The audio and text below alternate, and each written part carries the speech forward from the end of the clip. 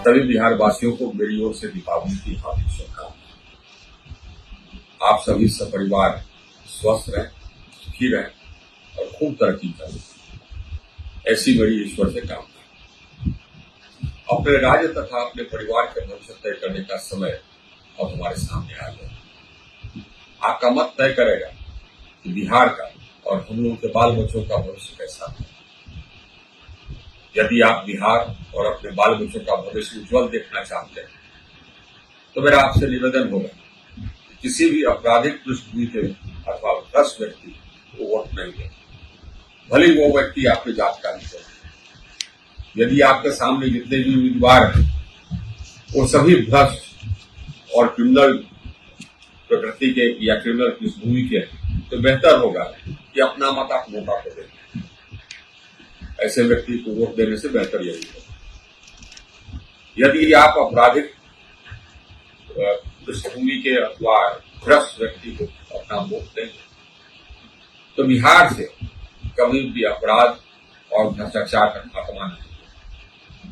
बिहार कभी प्रगति नहीं करेगा और हमारे बाल बच्चों को बाहर जाकर के ही अपनी रोजी रोटी कमानी है, क्योंकि कोई उद्योग यहाँ आएगा नहीं।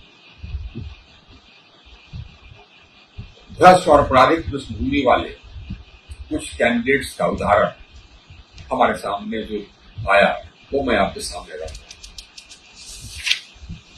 एक है मुकामा से एनडीए के प्रत्याशी अनंत सिंह। इन पर हत्या, नरसंहार और अपहरण के कई आरोप, गंभीर आरोप लगे। इन आरोपों के लिए जेल में भी रहे। 1985 में मैं पटना का जिलाधिकारी था, तो उस समय ये इनके बड़े भाई दिलीप सिंह, विवेका सिंह, इनके भाई, ये लोग अनुमंडल मुख्यालय में उपद्रव कर रहे थे, तो मैं वहां पहुंच करके इनको दे रहा था। मुकामा से ही आरजेडी के प्रत्याशी हैं सूरजभान सिंह की तरफ। मैं गृह सचिव बिहार था, उस समय सूरजभान सिंह बिहार के नंबर 1 डॉन जाने गए। 2-3 राज्यों में इन पर हत्या इत्यादि के, हत्या, नरसंहार, अपहरण इत्यादि के मुकदमे रहे। मैं जब गृह सचिव था तो उस समय मैंने नालंदा के एसपी को कहा था किसी भी परिस्थिति में इसको गिरफ्तार करना है, और ये इसको गिरफ्तार करने में हम लोग सफल रहे। ये स्वतः चुनाव नहीं लड़ सकते हैं मुकदमों के कारण, आपराधिक मुकदमों के कारण, तो अपनी पत्नी को गिरफ्तार किया।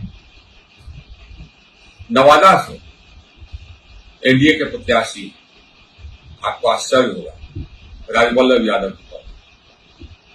राजवल्लभ यादव बलात्कार के पॉक्सो एक्ट के अंतर्गत आरोपी।